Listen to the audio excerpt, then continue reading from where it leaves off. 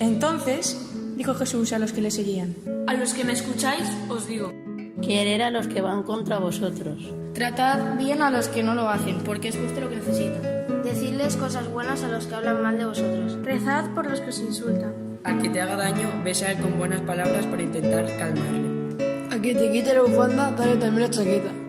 Si alguien te pide algo, será porque lo necesita. Dáselo.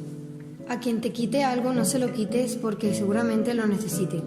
Sed con los demás como queréis que sean con vosotros. Si amáis solo a vuestros amigos, ¿qué mérito tenéis? También los malos aman a sus amigos. No hagáis el bien para llamar la atención. Haced el bien para sentirlo desde el corazón.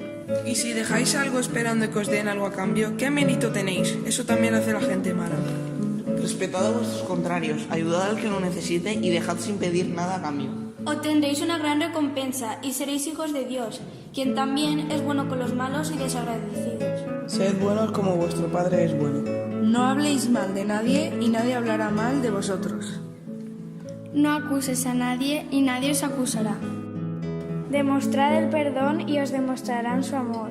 Da y te verás recompensado de 1000 maneras distintas. Porque aunque a veces cueste verlo, la ayuda que daremos será la que recibiremos.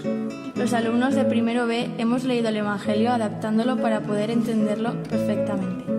Os animamos a vivir este domingo 24 de febrero tal y como nos dice Jesús. Porque es la única forma de vivir todos juntos en paz y bien. Para así conseguir ser felices en común unión.